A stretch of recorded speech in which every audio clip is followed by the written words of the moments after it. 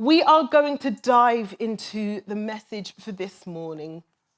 And the subject, so in developing this theme on hope, Matt and I had lots of ideas about what sort of things we wanted to talk about and what sort of things we felt were just important for us to hear as a church community. And the one thing that stood out for me in this series was to talk about hope as an anchor.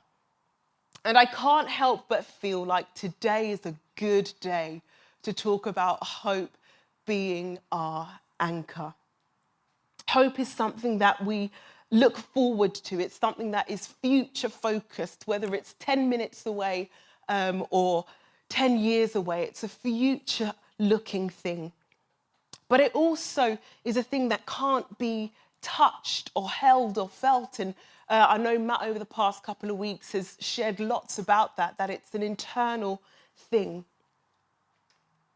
And so when I think about hope being our anchor, it's kind of two things that maybe don't quite coexist. And it's a lot of imagery. There's going to be lots of imagery in the message this morning as I share. But hope being our anchor, this invisible thing, this internal thing, and an anchor. I've got a little photo of an anchor and a little definition that I found online just to keep me on track. It says it's a heavy object, usually metal, connected by cable or chain to a boat, which is dropped into a body of water to stop the boat from drifting or floating away. There is my anchor with some seagulls. I wanted it to be as sort of lifelike as possible, and it's sort of just being dropped into the water at this point. Hope is an anchor. The imagery is so obvious, and it's probably a phrase that you've heard before. But I feel like it's just so important for us to grab hold of this again, that in the same way that an anchor is to hold a boat steady in a body of water so it doesn't just drift with the current, it doesn't just float away from where the sailor has maybe hoped for it to be, but that it is held firm, it's held secure because of this anchor. And I want to encourage us today to have hope that keeps us steady, hope that keeps us secure, not wishful thinking, not bright ideas, but a hope in Jesus that keeps us steady in our journey of faith, that whatever comes, whatever storms or turbulence or environments that we might find ourselves in that maybe shake our foundations and shake the way that we maybe see the world or understand ourselves, but that when we have hope as an anchor that keeps us secure, that we know that it's Jesus at the center of it all. And that we can, when we hold on to Jesus, he, no matter the circumstances, no matter the situation, he helps us stand sure. Hope is an internal thing that challenges or is determined by what we believe and how we choose to respond. Because I imagine, and again, I know Matt has mentioned this, but I imagine we use the word hope in everyday situation. I hope it doesn't rain today. I hope I get to see my mum next week. There are all sorts of ways that we might use the word hope. But how does our hope in Jesus inform what we believe and how we respond to the world around us? This is a key or two key questions for us to ask today. There are all sorts of things that could blow against us. So if Jesus is our anchor and is our hope, then we are the boats. We are the boats that are on the water that maybe get bobbed around. And there are all sorts of things that could affect our boat. It could be concerns about the virus. And unfortunately, we've had to talk about that this morning. We thought we were maybe through it, but we're having to talk about COVID again and look at things in a different way. Maybe that is something that is blowing against your boat this morning. Maybe it's concerns over Christmas time and some of the pressures that come with this time of year. Again, Juliet was sharing a recent situation for her, and I know that there are others who struggle around Christmas time for the loss of loved ones. It's not necessarily always a jolly time as we might wish or hope for it to be. Maybe there are difficulties with family. Maybe there are big decisions that need to be made around this time. I know it's the end of the year and we maybe think that things are sort of dying down and we can come to relax and to rest. But maybe there are some big decisions that are ahead and it can blow against our boat. Maybe it's concerns over our health and well-being. There are all sorts of things that can blow against us, that can maybe have an impact on our hope, on the way that we see the future, on the way that we stand sure today. And I'm sure many of us in this room could preach this message, because I'm going to focus us on Jesus. I'm going to focus us on the fact that when we put our hope in Jesus, he is the one who keeps us secure, that in any of these situations, when we look to God for that future rest, for that future hope, we can know it because of God. Jesus, in the Christmas story, comes from heaven to earth, and the angel calls him Emmanuel, which means God is with us. God is with us. And this is the truth, this is the hope that we can know today, that God is with us. So having started with an analogy of seas, bodies of water, boats and anchors, I felt it was only appropriate to continue along this trajectory and look at a story in the Bible that has this in. And it is one of my favourite stories, and I know I've preached on this in times gone past, and so I hope you'll forgive me for bringing this back to our attention this morning. But I just feel like there's so much for us to grab from this story and from this moment of Jesus and the disciples in a boat. And so we're reading from Mark chapter 4 and from verse 35. And it says this: "That day when evening came, he, Jesus, said to his disciples, 'Let us go over to the other side.' Leaving the crowd behind, they took him along, just as he was in the boat. There were also other boats with them. A furious squall came up, and the waves broke over the boat, so that it was nearly swamped. Jesus was in the stern, sleeping on a cushion. The disciples woke him and said to him, 'Teacher, don't you care if we drown?' He got up, rebuked the wind, and said to the waves, 'Quiet, be still.'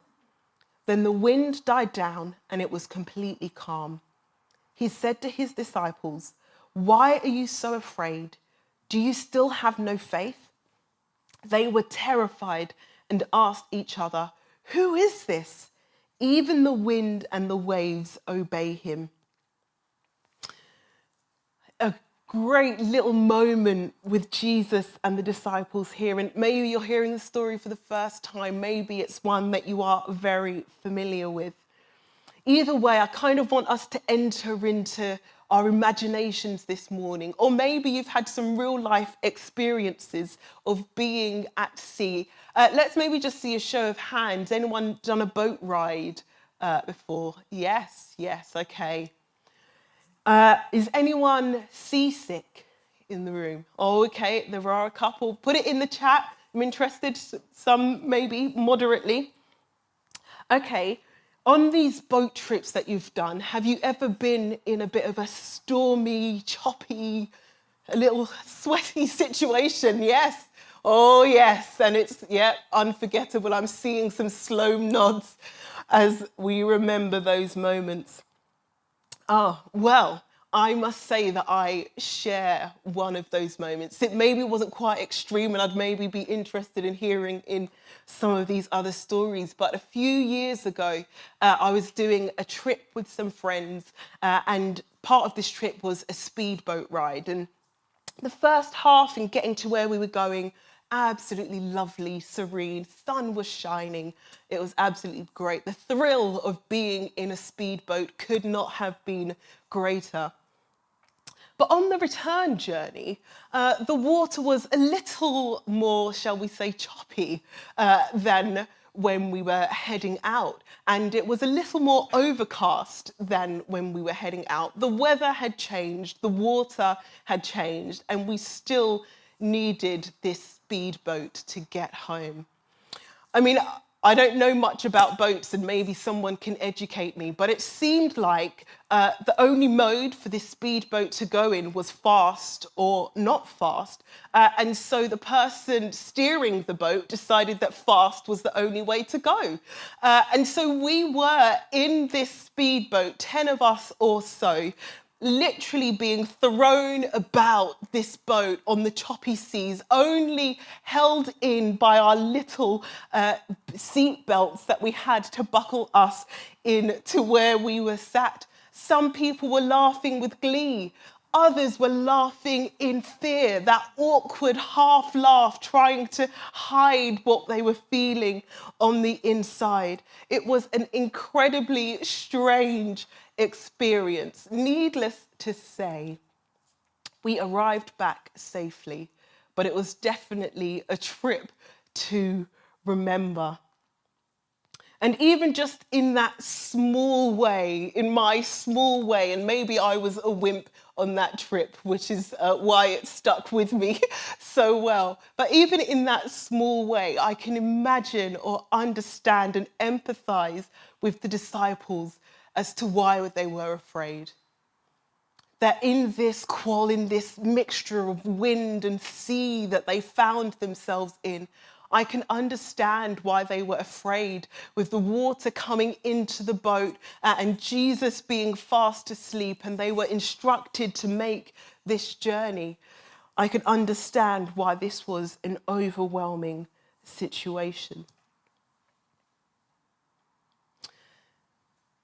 These moments, or this moment for Jesus and the disciples, works so well to parallel metaphorically what we can experience in life. And so there are just two things that I want to draw out from this passage as to what our lives can look like and do look like when we put our hope in Jesus, despite the stormy weather that we might experience, whether naturally or in a more spiritual sense. And the first is that Jesus was with the disciples and there was a storm. Jesus was with the disciples and there was a storm. Sometimes we maybe trick ourselves into believing that if something crazy is going on, then maybe Jesus isn't here.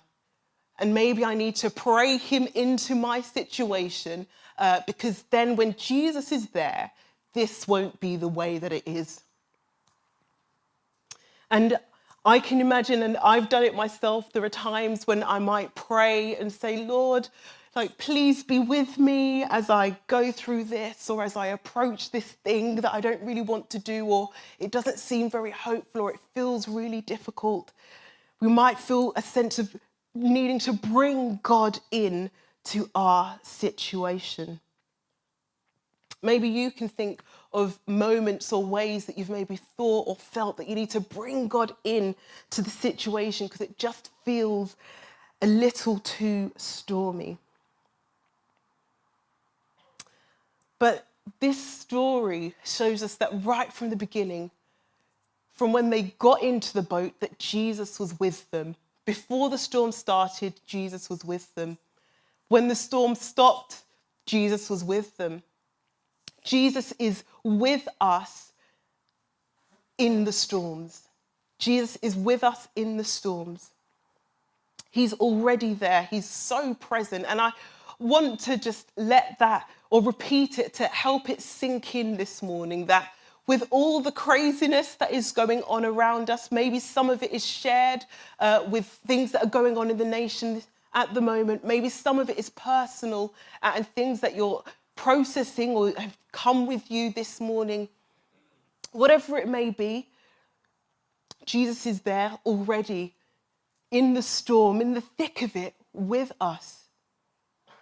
And that's just so important for us to not only remember, but hold on to when we're feeling tossed about on the choppy seas, when we're feeling like we can't stay in our seat because everything around us is throwing us about and we have no sense of direction or sense of orientation, and maybe it seems like somebody else is driving the boat and you've got no control over what is happening.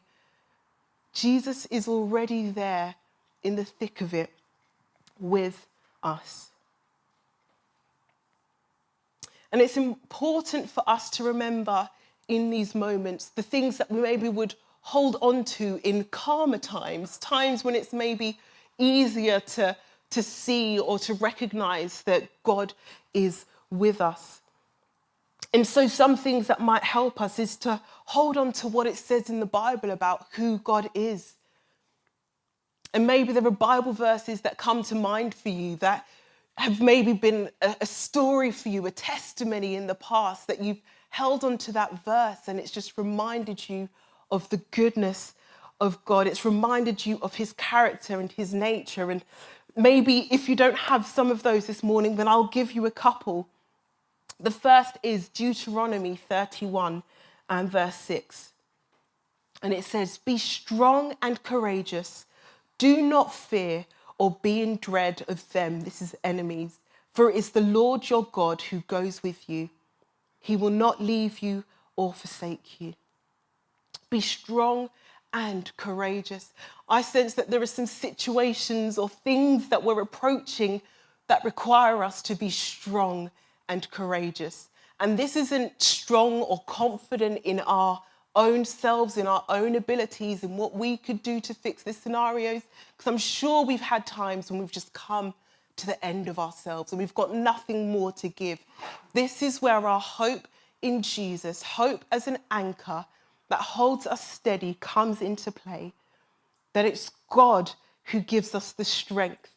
It's God who gives us the courage because he is with us. He will not leave or forsake us. It is God in this verse who goes with you. He goes with you wherever you go. That the Spirit of the living God is in you. The same Spirit that raised Jesus from the grave is alive and is in you. God is with you. Romans 8, verse 38 and 39, it says, "For I am sure that neither death nor life, nor angels nor rulers, or things from times to come, nor powers, nor heights, nor depths, nor anything else in all creation will be able to separate us from the love of God in Christ Jesus our Lord." There is nothing that can separate you from the love of God. Whether it's things that you've done wrong, whether it's situations that you've found yourself in, whether it's a storm that you just don't know how you got yourself into and maybe you've made some wrong decisions, difficult turns in that, there is nothing that separates you from the love of God. But it's important to orient ourselves towards God, to know that he is our hope, he is our anchor, and that when we put all of our trust in him, he keeps us firm. Let these verses or others maybe that are coming to mind right now bring you hope. To know that we're not alone and that there is nothing that can separate us from God's love. No storm, no situation, no poor decision can separate us from the love of God. So when things seem overwhelming, God is there with us in the thick of it. When things are difficult in our families and we're not sure what to say to fix whatever it may be, God is there in the thick of it with us. When we're struggling with work or any other situation with colleagues, friends, whatever it may be, God is there in the thick of it with us. He's not waiting to be invited in. He's already in the boat, present. And he will ride every wave. We see this in the story that Jesus is fast asleep, but he's there in the storm being tossed about. He says he's asleep on a cushion. And you might wonder, how can one be asleep on a cushion. I have a story I could share, but I'll save that for another time in stormy conditions. But Jesus is there at peace in the middle of the storm. And even that is a message in itself, that God isn't thrown by our situations. He doesn't get anxious when he sees the storms in our lives. He doesn't panic and freak out. He doesn't run and hide and think, this one is way too big for me. And I love it in the story, and I can't remember which verse, but it's an interaction between the angel and Mary in the story of Jesus and Christmas. And after Mary has heard what the angel has said, she says, is there anything too hard for the Lord? Like, what you've said, let it be. And I love that confidence in God, that when she's told that she's going to conceive and give birth to a child and she hadn't been with her husband, saying, is there anything that's too hard for the Lord? There is nothing that is too hard for the Lord. And maybe we can start to think of things in our doubts and in our fears, but I just want to leave you even just with that nugget to challenge maybe some of our thinking, that there is nothing that is too hard for the Lord. Moving on to the second point is that Jesus was with the disciples and he has power and authority over the things that threaten us. Jesus has power and authority over the things that threaten us. It says that from verse 38, Jesus was in the stern sleeping, and the disciples woke him and they're like, don't you care if we drown? And then he gets up, rebukes the wind and says to the waves, quiet, be still. And the wind dies down and everything is completely calm. In this moment, we see the authority of Jesus. And I imagine that we all have various authority figures that we maybe look up to. Some maybe are more difficult or challenging, and I'm not focusing on those this morning, but maybe there's an authority figure, someone who's maybe spoken hope and life into you, someone who's encouraged you along the way, that when they speak, when they give guidance, when they give a word of challenge sometimes, you know that there's someone who speaks it for your good and does it with authority, but also in love. Maybe a teacher or a colleague or a parent. There are various people who can sort of fulfill that role in our lives. We see the authority of Jesus in this moment, but it's not authority demonstrated from person to person. We see the authority of Jesus being demonstrated to the natural world, to the nature around them. And again, it's just incredible to slow down and think and to ponder on that Jesus spoke to the storm and said, be quiet. I don't know if you've ever tried that when it's stormy outside or when it's raining and it's making a lot of noise. I don't know if you've ever told it to be quiet and be still, but that is what Jesus does in this moment. And we see here that things change when God speaks. Things change when God speaks.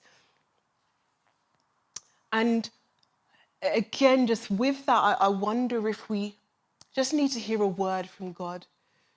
Maybe you've gone through a period of not hearing in a way that you maybe would normally, or quiet time, or whatever you might call it, whatever you do with God, it's maybe not been the same as what you would like for it to be or hope for it to be, but you just know that hearing that word from God would give you peace, would give you hope, would give you confidence that you're doing okay. And I just want to encourage you to spend time with God, or maybe even in this room, in this moment, maybe for those of you joining us online, God's already speaking and just giving a word of hope, giving a word of peace. I encourage you to hold on to that, because when God speaks, it helps to change our trajectory, or it helps to change the focus of our minds. It helps to make the thing that maybe seemed big feel a lot smaller. And this is the God that I'm encouraging you to hold on to for hope.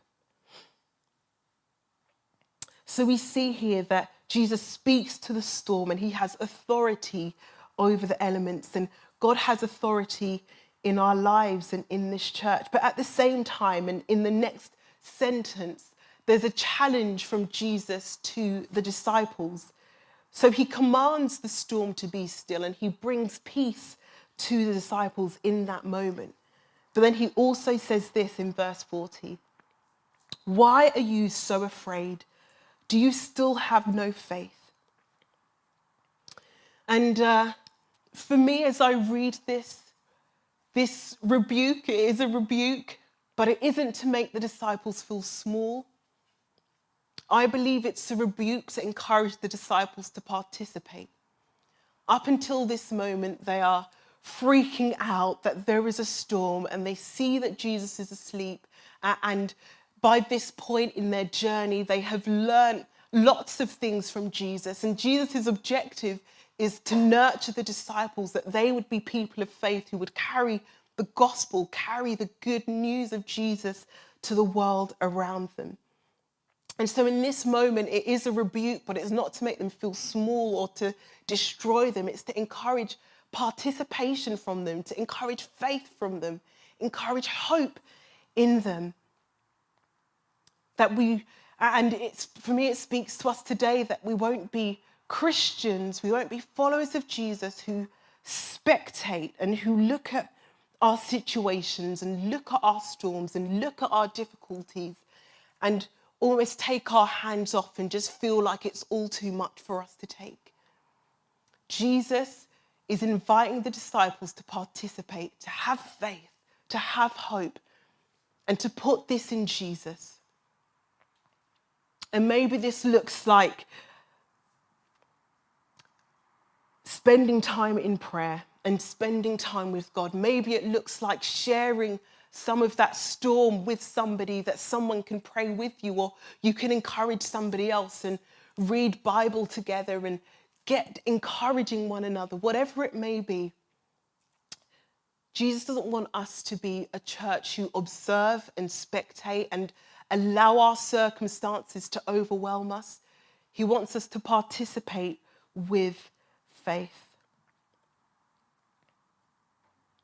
To participate is to remind yourself of who God is in these moments. And there are times when it aches and it comes from the pit of yourself and you're not sure that you've got the strength to carry on.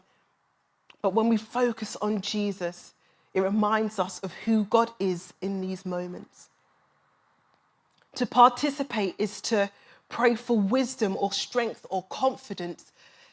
It's not always necessarily to pray those situations away. I'm sure many people have maybe prayed for COVID to go away and for it to stop. And it's not stopping. So what do? We have to change tact. We have to change our approach. We change our mentality that if it's not going away, then Jesus is still here with us in the storm. And we need to change how we're going to interact. To be a church of faith, a church of hope, a church who won't give up when the storms come. Let's be a church who pray for wisdom, pray for strength, pray for confidence. To participate is to know that hope in Jesus doesn't rise and fall depending on our circumstances. But hope in Jesus is the anchor that keeps us steady regardless of the metaphorical waves or storm that we might find around us. To participate is to hold on to God as our anchor, that whatever is thrown at us, we can keep going for that future hope, that future state, whatever that looks like, because of who God is. We can get through the storms of life, through the difficult situations, and we see it in this story. And the same is true of us today, that we can carry on because of Jesus, because he is with us, because he has authority over everything and anything that might trouble us, and because we are invited to participate with faith, with hope in Jesus. And so I'll ask those two questions that I asked at the beginning again, and invite the team to come up at this moment as well. And just ask, what do you believe? What are we believing this morning about our circumstances, about who God is, about the situation that maybe seems unchanging? And how do we respond when difficult scenarios come?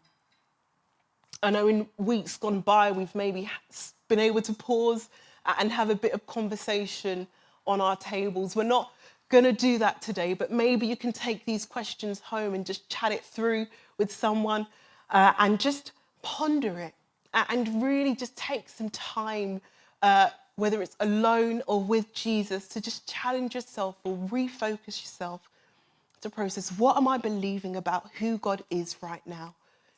What am I believing about my situation? And how do I respond when difficult scenarios come? And maybe there are little tweaks that we need to make to just ensure or remind ourselves that hope is our anchor. Hope in Jesus. Hope in Jesus is our anchor. He keeps us steady. He keeps us firm. He keeps us secure. He's with us in the storm. So whatever life throws at us, whatever moments we go through, and there will be heart-wrenching things, and I'm sure many of you are experiencing all sorts right now, I pray that you would know that hope in Jesus is our anchor.